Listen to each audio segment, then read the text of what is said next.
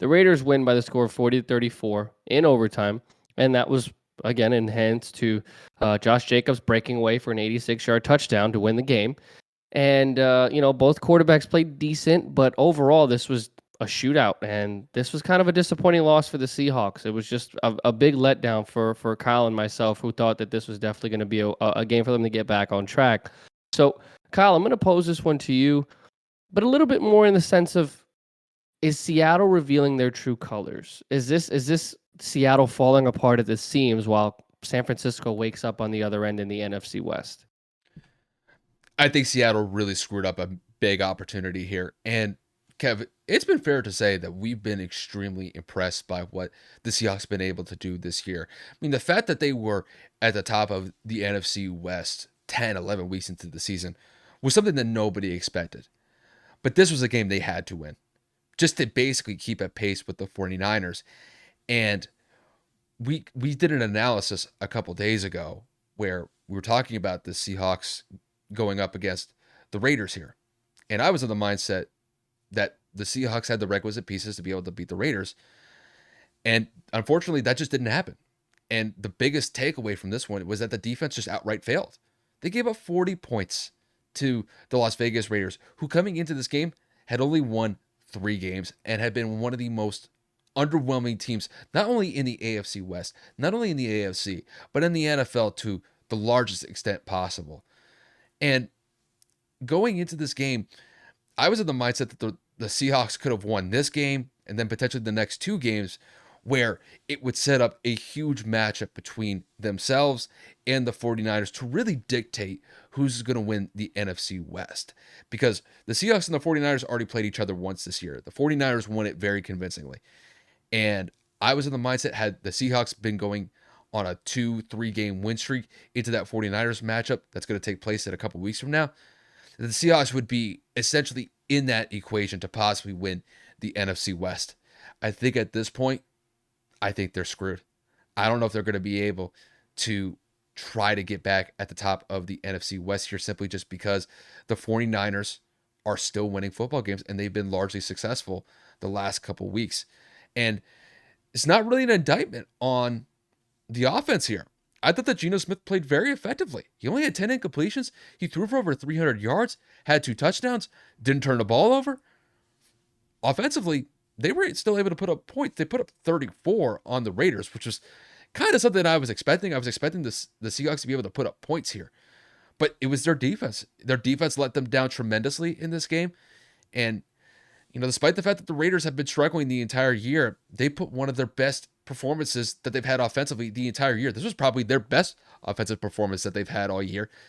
And the Seahawks had no answer for Josh Jacobs. Josh Jacobs had probably the best single game that we've seen from one of the running back spots that we've seen the entire year.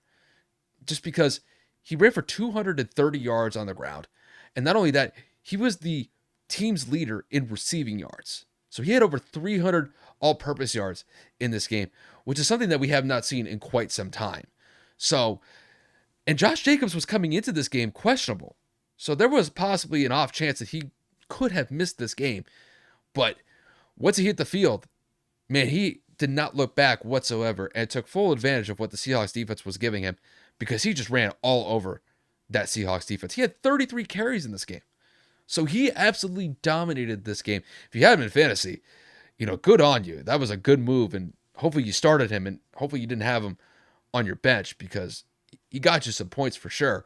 But overall, I think maybe this magical ride for the Seahawks this year is starting to kind of wither here.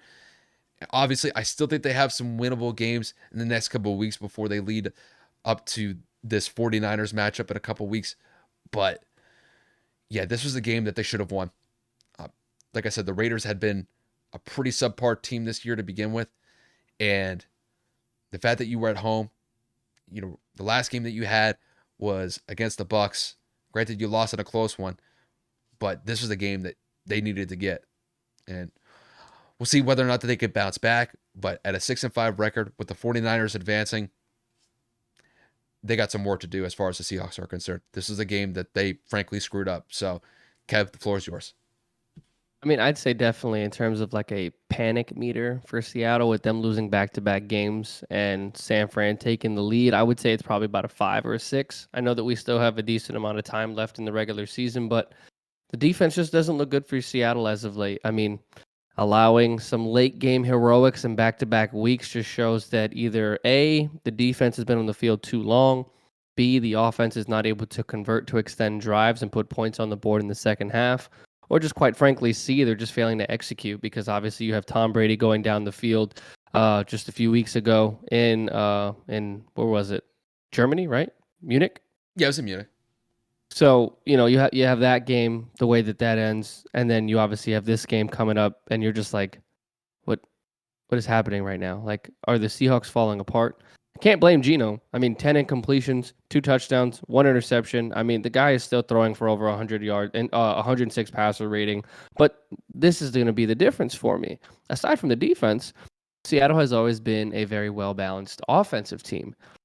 The running game only had 65 yards total on the ground, 2.8 yards per carry in the entire game. I mean, Kenneth Walker had 2 touchdowns, but 14 carries for 26 yards, 1.9 per carry. It just looked like the Seahawks were never really able to get into a rhythm in terms of putting yards on the ground on a consistent basis. Now, you go and you flip it to the other side. When Jacobs gets his touches for the Raiders, he's been known to get over 100 yards on a regular basis in terms of just rushing yards, let alone total yards from scrimmage. Then you go and you let him go for 229 on the ground, 74 in the air, and 2 touchdowns, the game-winning one in overtime where he breaks away for 86 yards. The Seahawks defense just looked like an absolute joke. And what's crazy is they actually were able to force 2 turnovers against Derek Carr. He had 2 interceptions.